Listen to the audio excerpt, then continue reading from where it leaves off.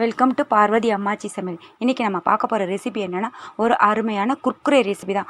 வீட்டிலையே எப்படி சுலபமாக செய்யலாம், அதுவும் லெஃப்ட் ஓவர் சாப்பாடை வச்சு. வாங்க வீடியோக்குள்ளே போவோம். இந்த குர்குரே எப்படி செய்கிறதுன்னு பார்ப்போம். இதுக்கு ஒரு பவுல் மத்தியானம் நம்ம சாப்பாடு பிள்ளைகளுக்கு நம்ம செஞ்சு கொடுத்துட்டு மீந்த சாதம் இருக்கும் பார்த்திங்களா, தண்ணி ஊற்றாமல் அந்த சாப்பாடு நான் இதில் ஒரு பவுல் ஃபுல்லாக எடுத்திருக்கேன். இதை நம்ம மிக்சியில் போட்டு அரைச்சிக்கணும்.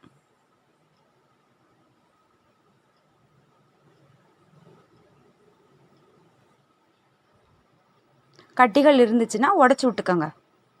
ஏன்னா ஆறுன சாதனால் ஒரு சில சமயம் லேசாக கட்டிகள் இருக்கும். கொஞ்சோண்டு தண்ணி ஊற்றிக்கோங்க. ஒரு 1/4 கப் தண்ணி ஊற்றி நல்லா வலுவலுன்னு அரைச்சி எடுத்துக்கோங்க மிக்சியில் போட்டு. உப்பெல்லாம் சேர்க்க தேவையில்லை, ஏன்னா நம்ம ஏற்கனவே சாப்பாட்டில் உப்பு போட்டிருப்போம். அதனால் உப்பெல்லாம் போட வேண்டாம்.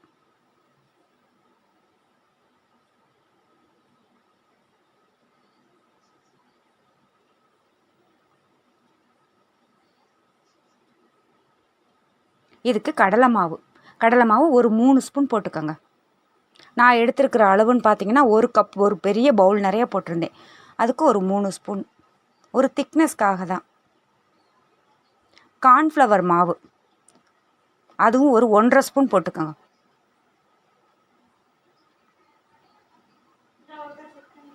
அதுக்கப்புறம் காரத்துக்கு தகுந்த மிளகாத்தூள், உப்பு கொஞ்சோண்டு போட்டுக்கோங்க, தேவையான அளவு உப்பு.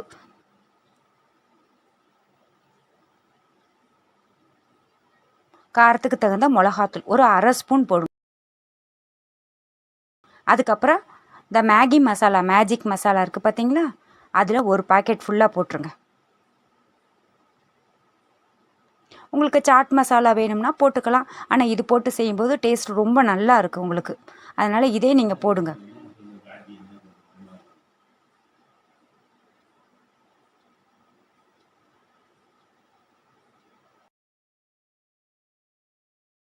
போட்டுட்டு நல்லா ஒத்தாப்பில் நல்லா கலந்து விட்டுக்கோங்க.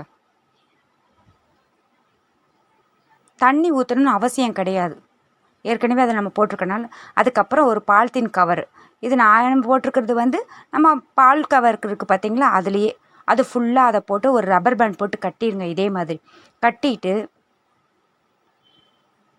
ஒரு ஓரத்தில் கத்திரி சிசர் இருக்குது பார்த்தீங்களா, அதை வச்சு கட் பண்ணிக்கோங்க.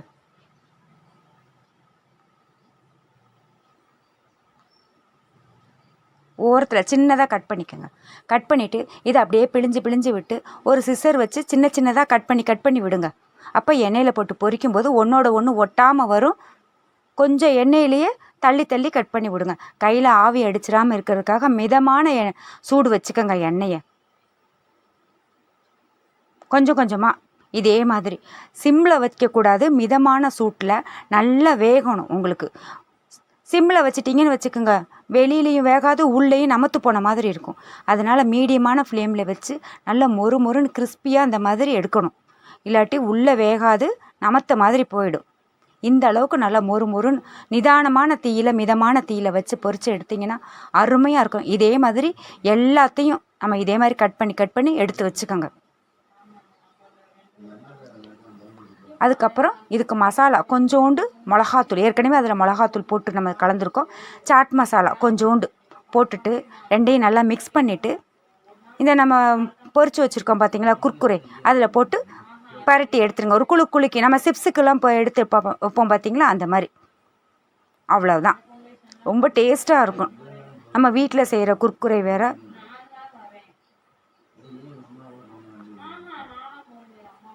அருமையான குர்குரே, ஹோம்மேட் குர்குரே தயாராகிடுச்சு.